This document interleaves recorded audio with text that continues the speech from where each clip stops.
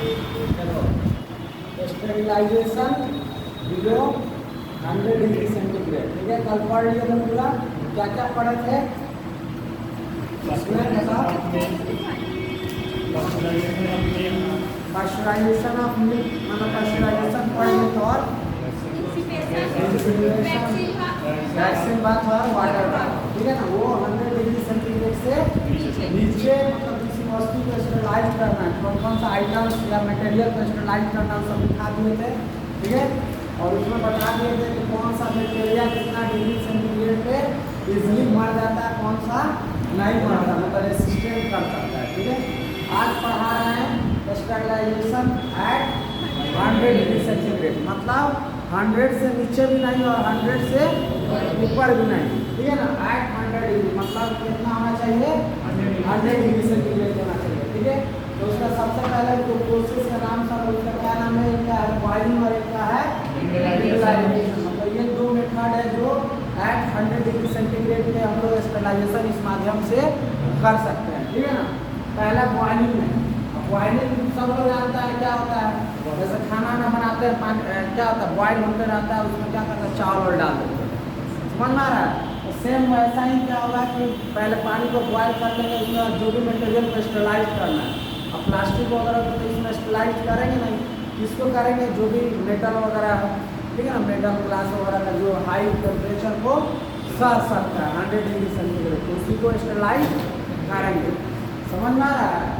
तो देखो इसमें क्या क्या है, वेजिटेटिव बैक्टीरिया है। ठीक है, तो ये बताया कि 80-90 डिग्री पे भी मर जाता है, 60 डिग्री पे भी मर जाता है, ऐसा करके बताया था ना।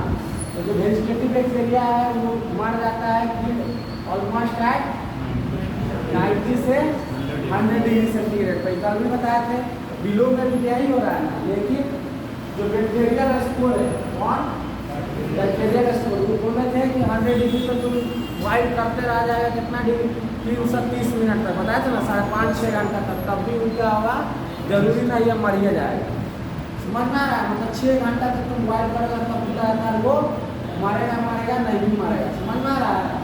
तो वहीं बता रहा है कि जो वेजिटेटिव बैक्टीरिया है, ठीक है ना, वो क्या होता है फील्ड पर मारा जा सकता है कितना पे 90 से 100 डिग्री तक, वैसे ही पानी उबलेगा। समझ में आ रहा है, 100 डिग्री से नीचे ही क्या होता है जनरली मर जाता है। 100 के नीचे मर जाता है, 100 डिग्री सेंटीग्रेड पर बॉइल करेगा तो क्या होगा, इजीली मारा जा सकता है। ठीक है ना, लेकिन जो ये बैक्टीरियल स्पोर है, कौन बैक्टीरियल स्पोर, बोले थे कि 100 डिग्री सेंटीग्रेड पर तुम बॉइल करना तो 5.5-6 घंटा तक ये रेसिस्ट कर सकता है। समझ में आ रहा है। इसको मारने के लिए क्या बोलते हैं, एवा 100 डिग्री सेंटीग्रेड जो भी रहेगा उसको मेथड को यूज करेंगे। ठीक है, तो वहाँ लिख रहा है कि जो बैक्टीरियल स्पोर है कैन बी सस्टेन, मतलब सह सकता है लॉन्ग पीरियड ऑफ बॉइलिंग। बताया कि 5.5 घंटा तक ये क्या कर सकता है, सह सकता है। ठीक है, तब कोई भी काम करेंगे, आजकल तो स्मार्ट वर्क आ गया है कि काम भी ज़्यादा हो जाए और समय भी कम लगे। ठीक है ना, मेरा काम भी हो जाए और समय भी कम लगे। इसमें पता चलना मेरा काम होगा कि नहीं पता भी नहीं है और समय भी ज़्यादा लग रहा है, तो ये करना बेवकूफ़ी है। समझ में आ रहा है। तो वहीं बॉइलिंग में बता रहा है कि जो भी वेजिटेटिव बैक्टीरिया होता है वो 80 से लेकर 100 डिग्री सेंटीग्रेड तक उसको गर्म करके या बॉइल करके तो क्या होगा, इजली मर जाता है। समझ में आ रहा है, किल किया जा सकता है। लेकिन वहीं जो बैक्टीरियल स्पोर है वो क्या होता है, आसानी से 100 डिग्री सेंटीग्रेड पे नहीं मरता। वो क्या करता है, लंबे समय तक उसको उबालते रहेगा तब भी वो जरूरी नहीं है कि मर ही जाए। ठीक है, उसको रेसिस्ट कर सकता है लंबे समय के लिए। ठीक है, तो पहला लाइन समझ में आ गया ना। बॉइलिंग वेजिटेटिव बैक्टीरिया क्या करेंगे तो क्या इजीली मर जाएगा और बैक्टीरियल स्पोर नहीं मरेगा, मरेगा भी 8-8 घंटा 5-7 घंटा क्या करना, बॉइल करना पड़ेगा। समझ में आया, पहला लाइन। सेकेंड है the material to be sterilized is immersed in the water and boiled for 9 minutes. ठीक है, अब बोल रहा है कि वैसा मटेरियल जो बॉइलिंग से, ठीक है ना, बॉइलिंग करने पर वो स्टेरिलाइज हो सकता है, उस सब मटेरियल को क्या करना है, पानी में डालकर उसको कितना देर तक बॉइल करना है, 10 से 30 मिनट तक। समझ में आया। तो वो जो भी जैसे वेजिटेटिव रहेगा, वेजिटेटिव बैक्टीरिया, ठीक है ना, वेजिटेटिव टाइप का बैक्टीरिया रहेगा, वो क्या होगा, आसानी से उसमें मर जाएगा। और कौन सा इंस्ट्रूमेंट लेंगे, वैसा इंस्ट्रूमेंट सब लेंगे जो इजिली 100 डिग्री सेंटीग्रेड तक टेम्परेचर सह सकते हैं, नहीं तो पता चलेगा उसी में पिघल जाएगा, ठीक है ना, तो नुकसान हो जाएगा, इसको भी ध्यान रखना है। अब बता रहा है बॉइलिंग इज नॉट रिकमेंडेड, मतलब बॉइलिंग जो किया जाता है रिकॉर्ड उसको क्या किया जाता है, बोला जाता है नहीं करने के लिए, इसके लिए sterilisation of instrument using surgical procedure, जो भी इंस्ट्रूमेंट जो सर्जरी में यूज होता है, ठीक है, उस सब इंस्ट्रूमेंट को क्या करना बताओ, बॉइल नहीं करना है, क्योंकि बताया तो बैक्टीरियल स्पोर नहीं मरता है, ठीक है ना, वो फिर जाकर तुम्हारे बॉडी में इन्फेक्शन कर सकता है, ठीक है ना, और टाइम कंज्यूमिंग भी है। ऑटोक्लेविंग से क्या होता है, बेस्ट मेथड है जो भी सर्जिकल इंस्ट्रूमेंट को बताओ स्टरलाइज करने के लिए, ठीक है ना, क्योंकि एबव 100 डिग्री सेंटीग्रेड रहता है तो आसानी से क्या होता है बैक्टीरियल स्पोर सबको क्या करता है, मार सकता है, समझ में आ रहा है, मतलब पता चलेगा कि अब सर्जिकल इंस्ट्रूमेंट को बॉइल कर रहा है, स्पोर नहीं मारा, अब तुम सर्जरी करेगा तो क्या होगा, सब बैक्टीरिया उसमें जाकर कंटामिनेट कर देगा, ग्रोथ करेगा, ठीक है, वो इन्फेक्शन फैला सकता है, ठीक है, तो इसलिए क्या करना है, जो भी सर्जिकल इंस्ट्रूमेंट है इसमें बॉइलिंग यानी एट 100 डिग्री सेंटीग्रेड या बिलो 100 डिग्री सेंटीग्रेड नहीं करना है, ठीक है, इसको एबव 100 डिग्री सेंटीग्रेड ऑटोक्लेविंग से जनरली किया जाता है, समझ में आया। तो कहीं भी क्वेश्चन आएगा कि सर्जिकल जो भी इंस्ट्रूमेंट है उसको स्टरलाइज कैसे किया जाता है, तो एबव 100 डिग्री सेंटीग्रेड आ रहा है तो बेस्ट चॉइस है, और नहीं तो ऑटोक्लेव आ रहा है तो ऑटोक्लेव मार दो, बॉइलिंग और बिलो 100 डिग्री पाश्चराइजेशन सबसे होगा नहीं होगा, और वैक्सीन बात वाटर बात सब में डालेगा, इंसिनरेशन सब किसी से नहीं हुआ, समझ में आया, तो इसको ध्यान में रखना है। तो जो भी सर्जिकल इंस्ट्रूमेंट होगा किससे होगा, एबव 100 डिग्री सेंटीग्रेड या ऑटोक्लेव, उसी का एग्जाम्पल उससे बेस्ट किया जा सकता है, याद रहेगा ना। अब आगे है जो हार्ड वाटर, मानो कि पानी उबाल रहा है, तो पानी को कोई पता चलेगा जो मानो कि समुद्र के किनारे समुद्र वाला पानी लिया के गर्म कर रहा है, समझ में आ रहा है, उसमें क्या होगा स्टरलाइजेशन बढ़िया से नहीं होता है, जो भी इंस्ट्रूमेंट बॉइलिंग पॉइंट पे क्या होता है स्टरलाइज हो सकता है 100 डिग्री सेंटीग्रेड, तो इसका भी स्टरलाइजेशन बढ़िया से नहीं होगा, क्यों, क्योंकि पानी खड़ा है, ठीक है ना, नमकीन है, तो उसको क्या करना है, लिखा हुआ है कि hard water should not be used for boiling, ठीक है ना, बॉइलिंग के लिए यूज नहीं करना है, क्या होगा पानी सब मरते जाएगा, नमक वमक सब नीचे बैठ जाएगा, बैठेगा ना, खड़ा पानी है तो समुद्री, और जब पता चलेगा इंस्ट्रूमेंट डालेगा तो भी सब नमक वमक सब लग गया, पता चला सर्जरी करने जा रहा है और समझ आ रहा है, तो दिक्कत होगा कि नहीं। इसके लिए या कोई भी इंस्ट्रूमेंट, ठीक है, जो हमारे यूज के लिए उसमें सिर्फ सॉल्ट पर लग जाएगा, स्टरलाइज हुआ बढ़िया से नहीं हुआ और भी दिक्कत होगा, तो वो सब हार्ड वाटर में क्या करना यूज नहीं करना, क्यों नहीं करना, समझ में आएगा ना। अब इसमें क्या कर सकता है, मानो कि कहीं पे है कि नहीं मेरे पास हार्ड वाटर है, सॉफ्ट वाटर क्या होता है, ये जो टैप वाटर हम लोग ग्राउंड वाटर सब यूज करते हैं, इसमें क्या होता है सॉल्ट का मात्रा बहुत कम होता है, नेग्लिजिबल, इतना कि शरीर के लिए भी यूजफुल है, ठीक है ना, उसको सॉफ्ट वाटर बोलते हैं। हार्ड वाटर बोलते हैं जिसमें कैल्शियम सब का मात्रा ज़्यादा मात्रा में होता है, सॉल्ट को समझ में आ रहा है, कैल्शियम सॉल्ट ये सब ज़्यादा मात्रा में आता है, तो क्या होता है उसको हार्ड वाटर, जैसे खारा पानी जिससे हो गया समुद्र में मिलता है, समझ में आ रहा है, सब को क्या बोलते हैं हार्ड वाटर, ठीक है ना, समझ में आ रहा है दिमाग का। हार्ड वाटर क्या करना चाहिए, बॉइलिंग जब भी मतलब इंस्ट्रूमेंट को स्टरलाइज करेगा तो बॉइलिंग में यूज नहीं करना चाहिए, नहीं तो दिक्कत हो सकता है, क्या क्या दिक्कत होगा बता दिए, ठीक है। अब बोलेगा कि मेरे पास यही है खारा पानी है, तब हम क्या करेंगे, कैसे उसको स्टरलाइज करेंगे, तो इसका भी क्या है उपाय है, तो इसमें क्या करना है 2% सोडियम बाइकार्बोनेट क्या करना है ऐड कर देना है, समझ में आ रहा है, और ऐड करके क्या करना बताओ, उसको क्या कर देगा उस सॉफ्ट वाटर में उसको चेंज कर देगा, मतलब जो कैल्शियम मैग्नीशियम सॉल्ट है उसको क्या करेगा वो रिएक्ट करके कोई मतलब रिएक्शन कर लेगा, प्रेसिपिटेट सा बना देगा और उसको पानी को क्या करेगा सॉफ्ट बना देगा, सॉफ्ट बनाएगा तो ये क्या होगा सुटेबल फॉर स्टरलाइजेशन। अब क्वेश्चन पूछेगा कि बॉइलिंग के लिए कौन सा पानी लिया जाता है, सी वाटर, रिवर वाटर, समझ में आ रहा है, टैप वाटर, ग्राउंड वाटर, ठीक है ना, या एक्सेप्ट वाटर, सी वाटर को छोड़कर सब पानी यूज कर सकते हैं, समझ में आ रहा है ना, तो ऐसे क्वेश्चन याद रखना, ठीक है। हार्ड वाटर में क्या करेंगे यूज, सॉफ्ट वाटर, अगर बोलेगा कि नहीं मेरे पास हार्ड वाटर है और उसको सिर्फ सॉफ्ट करना है तो क्या करेंगे कार्बोनेट इसमें मिला देंगे, समझ में आ रहा है, तो ये क्या हो जाएगा सॉफ्ट हो जाएगा, सॉफ्ट होगा तो ये क्या होगा, स्टेबलाइजेशन के लिए मेरा यूजफुल हो गया। ठीक है, तो बॉइलिंग में ये याद रखना, याद आएगा, समझ में आएगा। ये सब चीज़ है बॉइलिंग के लिए। ठीक है, तो इसमें क्या होता है, वेजिटेटिव देखो रिकैप करते हैं। वेजिटेटिव बैक्टीरिया जो होता है आसानी से मर जाएगा, 80 से 100 डिग्री सेंटीग्रेड में मर जाता है, लेकिन बैक्टीरियल स्पोर नहीं मरता है। दूसरा पॉइंट बताएं, जिस भी मटेरियल को स्टरलाइज करना है बॉइलिंग पॉइंट में उसको क्या करना है, पानी में उसको रख देना और 10 से 30 मिनट तक उसको क्या करना है, बॉइल करना है। चौथा में बताया जो भी सर्जिकल इंस्ट्रूमेंट है उसको बॉइलिंग के लिए रिकमेंडेड नहीं करते हैं स्टरलाइजेशन में। क्यों? क्योंकि उससे क्या होता है, बहुत सारा स्पोर वगैरह सब क्या होता है, नहीं मरेगा। उससे क्या होगा कि बाद में जब सर्जरी होगा तो वो इन्फेक्शन कर सकता है। ठीक है, हमारे शरीर को, इसलिए उसको नहीं करेंगे। इसको रिकमेंडेड किया जाता है एवं 100 डिग्री सेंटीग्रेड जो भी स्टरलाइजेशन प्रोसेस होगा, जैसे एग्जाम्पल एक ऑटोक्लेव वो बेहतरीन उपाय है, टेक्निक है। ठीक है, इसको करने के लिए समझ में आ रहा है। लास्ट वर्ड मतलब पॉइंट है वो है कि जो भी हार्ड वाटर क्या होता है, जो समुद्री सब में मिलता है, जिसमें सॉल्ट का कॉन्सेंट्रेशन ज़्यादा मात्रा में रहता है। ठीक है, वो सब पानी को क्या करोगे, उबालोगे, गर्म करोगे तो क्या होगा, वो बॉइल करके क्या होता है, ऊपर इवापोरेट हो जाएगा। ठीक है ना, सॉल्ट का मात्रा ज़्यादा बढ़ जाएगा। अब इंस्ट्रूमेंट उसमें डालेंगे तो क्या होगा, सब सॉल्ट में से क्या जाएगा, या जो भी उसमें केमिकल बोल रहे हैं, जो भी सॉल्ट मात्रा रहेगा, समझ में आ रहा है, तो वो क्या होगा, अनसूटेबल फॉर स्टरलाइजेशन। ठीक है, अब बोलेगा कि नहीं मेरे पास टैप वाटर है नहीं, समुद्र के किनारे कोई है और उसका हॉस्पिटल है, तो सबका तो ज़्यादातर उसी का पानी आता है। तो सब में क्या करना, अगर तुम्हारे पास लास्ट तक ऑप्शन ही नहीं है, ऑप्शन नहीं है तो क्या होगा, 2% सोडियम बाइकार्बोनेट क्या करेंगे बताओ, ऐड करेंगे। वो क्या करता है, रिएक्शन करेगा, प्रिसिपिटेट बना के क्या करता है, सॉफ्ट बना देगा और वो सॉफ्ट वाटर है ये क्या है, सूटेबल फॉर। ठीक है, आगे बढ़ा।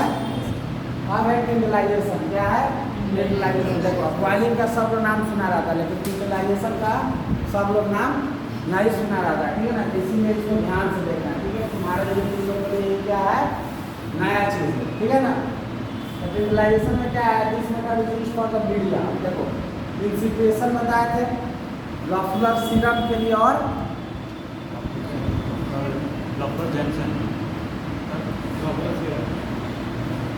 लॉफलर मीडिया के लिए यूज किया जाता था, और क्या, और किस मीडिया के लिए, माइक्रोबैक्टीरियम वाला जो था एलजे मीडिया, और स्टीम जैक्सन मीडिया के लिए। तो वो इंसिलेशन था, वो 100 डिग्री से कम था, उसको भी क्या किया जाता था, स्टरलाइज किया जाता था। मीडिया है, उसमें बैक्टीरिया को ग्रोथ कराना है तो क्या बताए थे, उसको भी स्टरलाइज होना, जिस बैक्टीरिया को ग्रो करवाना सिर्फ वहीं ग्रो हो, दूसरा कंटामिनेशन नहीं हो दूसरा बैक्टीरिया का। सेम क्रिस्टलाइजेशन का भी वही है, लेकिन वहाँ पर क्या था, लॉफलर सिरप के लिए और एलजे मीडिया के लिए था। और यहाँ पर किसके लिए है, this method is used for the media containing sugar and gelatin.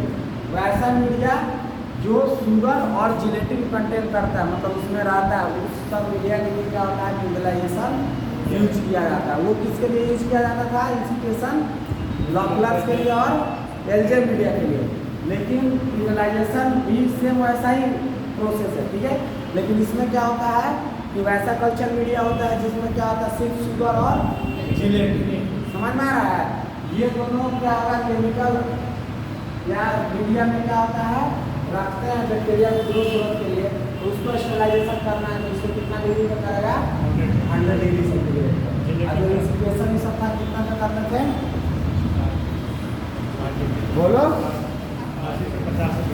80 से 85 डिग्री। तो ये सब याद करेगा ना ये, ठीक है, याद रहेगा ना आपका दिन में क्या है, ये 100 डिग्री सेंटीग्रेड है, वो बिलो 100 डिग्री सेंटीग्रेड। तो इसमें क्या क्या करते थे, एलजे मीडिया के लिए और लॉफलर सिरप मीडिया के लिए। समझ में आया, उसका टेम्परेचर रिकमेंडेड कितना था, 80 से 85 डिग्री सेंटीग्रेड। ठीक है, अब ये किसके लिए कर रहा है, वैसा मीडिया जिसमें शुगर और जिलेटिन का मात्रा हो और इसका जो टेम्परेचर रिकमेंडेड किया गया 100 डिग्री सेंटीग्रेड। समझ में आया, थर्ड से इसको भी स्टरलाइज करेंगे, लेकिन इसको टेम्परेचर कुछ ज़्यादा देगा और इसका केमिकल जो शुगर और जिलेटिन है उसमें क्या था, एलजे मीडिया। ठीक है ना, तो अलग अलग मीडिया के लिए टेम्परेचर क्या करेंगे, अलग अलग स्टरलाइजेशन के लिए यूज करते हैं। जो केमिकल या जो मीडिया उसमें कंटेनिंग है वो कितना वो टेम्परेचर सह सकता है, ज़्यादा से आएगा तो उसको ज़्यादा टेम्परेचर पर उसको स्टरलाइज कर देंगे, जो कम से आएगा मानो उसको करते 100 डिग्री में खराब हो जाता है। करने से कोई फायदा है नहीं खराब होता है, तो कर लेते हैं स्टरलाइज, ठीक है। या जो भी अब जितना ज़्यादा टेम्परेचर आएगा उतना क्या होगा, जितना बैक्टीरिया रहेगा उतना ज़्यादा सब मरते जाएगा। समझ में आया? तो फिंगलाइजेशन में कौन सा मीडिया को यूज़ करते हैं, वैसा मीडिया जिसमें शुगर और जिलेटिन का मात्रा होता है, उस मीडिया को क्या करते हैं हम लोग, स्टरलाइज करते हैं। समझ में आया? This media is exposed to 100 degree centigrade for 20 minutes on 3 successive days। उसमें बताया कि लगातार करना है ना, आधा घंटा करना है, फिर छोड़ देना, फिर अगले दिन आधा घंटा, फिर अगले दिन लगातार, ठीक है। इसमें भी क्या होता है कि इसको क्या करना है, जिसके मीडिया को स्टरलाइज करना है, जिस मीडिया को जिसमें शुगर और जिलेटिन है, ठीक है ना, इसको क्या करना है बताओ, 100 डिग्री सेंटीग्रेड पे उसको एक्सपोज कर देना है 20 मिनट के लिए करना है, फिर 20 मिनट के बाद निकाल देना, ये नहीं छोड़ देना उसी में, समझ आया? निकाल कर रख देना है, ठीक है।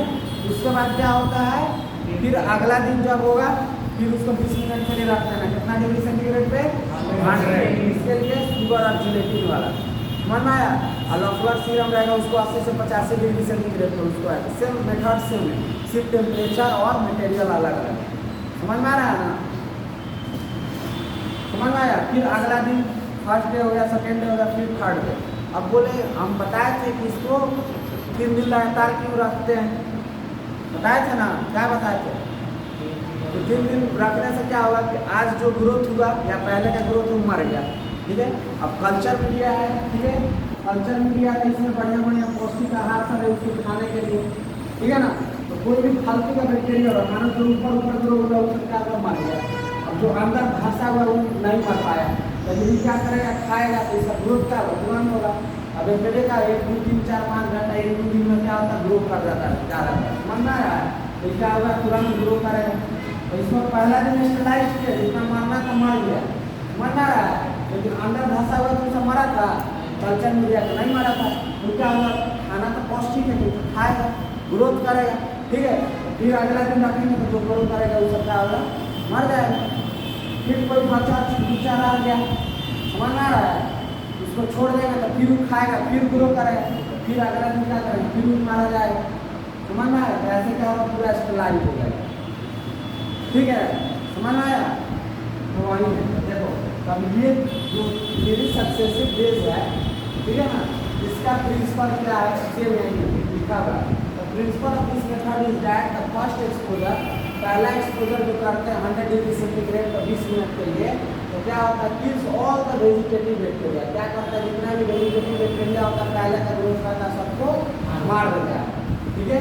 While the spore which germinate during the resting period, उसका बाद क्या होता है, वेजिटेटिव मर गया ना, 20 मिनट भी टाइम हो गया तो उसको निकाल कर क्या करेंगे, बाहर रख देंगे, बाहर रखेंगे तो इसको टेम्परेचर भी फेवरेबल मिल गया, खाना तो ऑलरेडी कल्चर मीडिया में बताए थे सब कुछ पौष्टिक आहार जो जिस चीज़ के लिए है, ठीक है। जैसे मानो गाय पूरा सपोज के हरा खा रहा है और चोकर पर खूब खा रहा है, उसको सिर्फ वहीं डाल रहा है, तो क्या होगा, जो पसंद से खाएगा। तुम्हें लोग को मानो किसी को कुछ पसंद है, ठीक है, किसी को मानो चिकन पसंद है तो उसको पूरा चिकन बना कर रख दिया गया, तो क्या करेगा, खुद खाएगा, और खाएगा तो उसका ग्रोथ होगा करेगा, देह खुलबे करेगा, समझ में आ रहा है? वैसे ही जो बैक्टीरिया जो चीज़ खाता है उसको उस मीडिया में पूरा क्या किया, उझिल दिया गया, समझ में आ रहा है?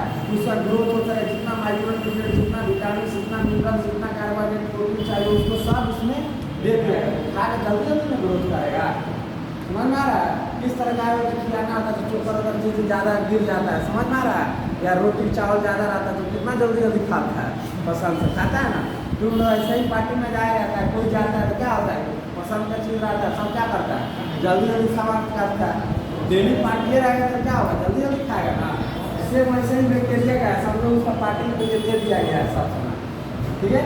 तो पहला दिन एक्सपोजर की 100 डिग्री पे, तो जितना पहले से बैक्टीरिया था, ठीक है ना, जो वेजिटेटिव था, ठीक है, तो वो क्या होगा, इस दिन मर जाता है 80 85 90 डिग्री पे, 100 डिग्री पे, तो वो 100 डिग्री पे करेंगे तो क्या होगा, 100 फर्स्ट दिन क्या होगा, फर्स्ट डे जितना था सब मर गया। अब जैसे ही निकालेगा तो अब यह स्पोर का बनेगा, स्पोर वाला भी बैक्टीरिया है, तो स्पोर कब बताया थे, कैसे बनता है, उसको फेवरेबल कंडीशन नहीं मिलता, खाना नहीं मिलता है, पानी नहीं मिलता है, तो क्या करता है वो अपने आप को अंदर कर लेता है, डोरमेंट स्टेज में ग्रो नहीं करता है। लेकिन उसको जैसे ही दिखेगा कि खाना वाना का व्यवस्था है तो वो भी तोड़ेगा अपना सेब, वो भी निकलेगा, वो भी खाएगा, वो भी ग्रो करेगा। समझ में आ रहा है? अब जैसे ही ग्रो करेगा, समझ में आया? तो पहला दिन तो ही मर गया, अब खाना वाना सब कुछ व्यवस्था है तो वो क्या करेगा, अपना अंदर से उठेगा, बोलेगा कि चलो हम मेरे लिए फेवरेबल कंडीशन हम भी खाएंगे। खाएगा तो क्या होगा, ये भी ग्रो करेगा, तो ये भी ग्रो करेगा तो क्या होगा, वैसा स्पोर जो जर्मिनेट करेगा रेस्टिंग पीरियड, मतलब उसको छोड़ देने पर 24 घंटा छोड़ रहा है ना, स्टरलाइज करके 1 दिन के लिए छोड़ रहे हैं, फिर अगला दिन में करेंगे वो जो 20 घंटा 22 घंटा इसको टाइम मिल रहा है, तो ये जो स्पोर वाला है वो भी क्या करेगा, जर्मिनेट करेगा, उसको भी तो खाना पीना मिलेगा। तो जैसे ही जर्मिनेट करेगा बिकॉज ऑफ फेवरेबल मीडियम, उसको मतलब जो जो मीडियम चाहिए उसको मिल गया तो ग्रो करेगा। तो they are also killed on subsequent exposure. तो क्या होगा, मानो कि पहला दिन जो थोड़ा सा ग्रो किया वो मर गया, फिर उसको रख देंगे, जो भी बाकी बचा होगा उसको भी तो फेवरेबल कंडीशन है, वो भी क्या करेगा, ग्रो करेगा, फिर तीसरा दिन रखेंगे तो उसको भी मार देंगे। इससे क्या हुआ, जितना भी बैक्टीरिया बढ़िया से स्टेलाइज हो गया कि नहीं, ठीक है।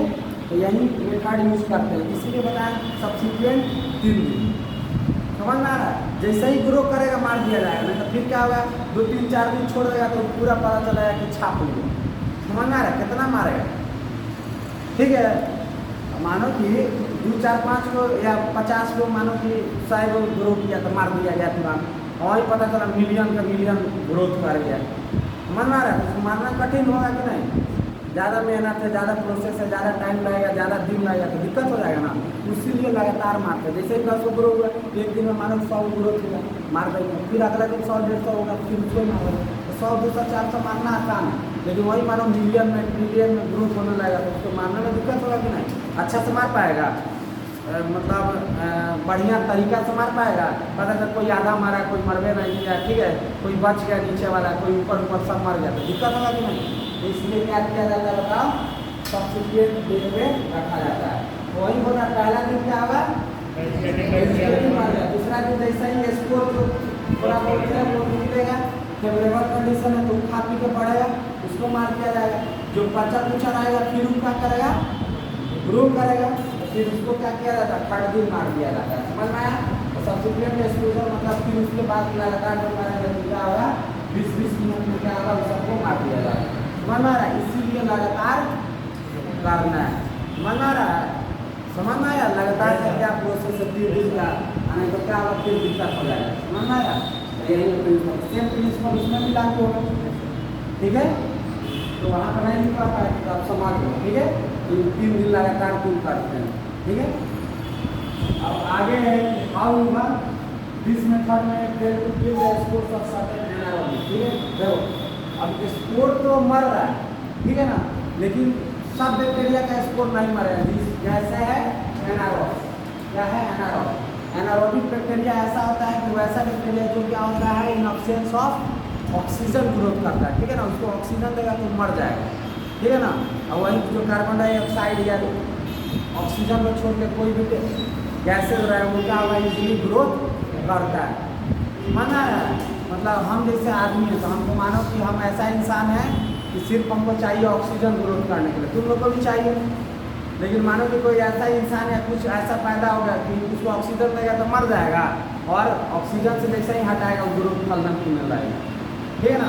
तो बैक्टीरिया में बहुत ऐसा बैक्टीरिया होता है जो एनारोबिक होता है, समझ में आया। उसको जैसे ही ऑक्सीजन देगा उसका होगा सब मर जाएगा, ऑक्सीजन उसमें से निकाला, ठीक है ना, अदर गैसेज आएगा तो खूब मस्त ग्रो करेगा, ठीक है। तो वैसा इसको जो एनारोबिक बैक्टीरिया का है, या थर्मोफिलिक, थर्मोफिलिक मतलब थर्मोमीटर होता है ना, थर्मो मतलब होता है रिलेटेड टू हीट या टेम्परेचर, समझ में आ रहा है, उसी से नाम पड़ा थर्मामीटर। अब फिल्स मतलब क्या होता है, लॉगिंग, क्या होता है, लॉगिंग जो प्यार करता है, समझ में आ रहा है, मतलब क्या होता है, हाई टेम्परेचर को प्यार करता है, मतलब उसको जितना टेम्परेचर देगा उसको मजा आएगा, मरेगा नहीं। समझ में आया? जैसे मानो कि बहुत लोग होता है कि हाइड्रोफिलिक होता है, मतलब पानी में उनको नहाना खूब मजा आता है, समझ में आया। और कोई बच्चा क्या होता है, पानी देख के भागे, उसको क्या बोलेंगे, वो हाइड्रोफोबिक है, पानी से डर रहा है, ठीक है ना। तो हाइड्रोफोबिक बीमारी भी होता है, ठीक है ना। तो किस केस में होता है, रैबीज हो, इसको काटने, कुत्ता जब काटता है ना तो रैबीज वायरस के कारण हाइड्रोफोबिक हो जाएगा।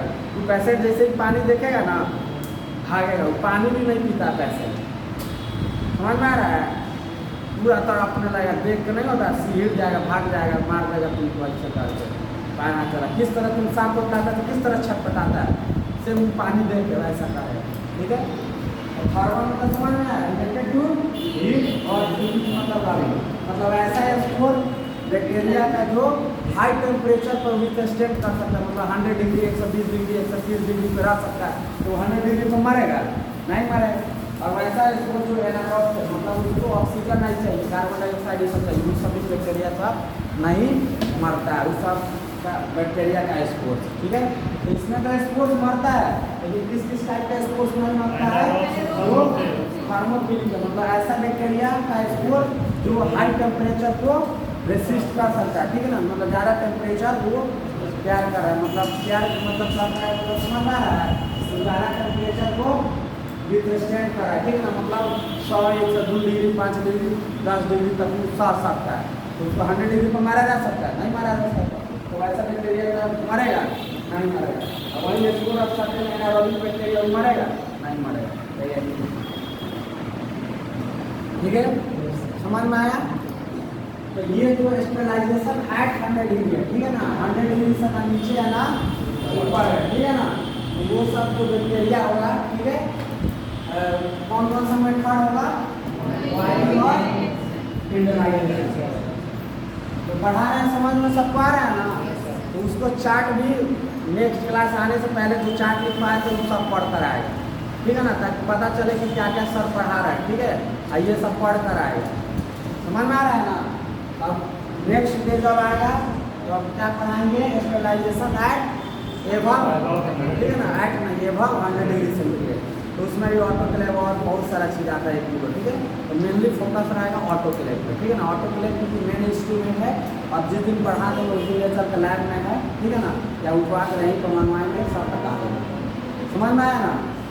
इसको दिखा देने से या नहीं तो पहले दिखाएंगे उसके बाद पढ़ाएंगे तो और जल्दी समझ में आएगा। ठीक है ना, जैसे भी होगा नेक्स्ट क्लास में। समझ में आया?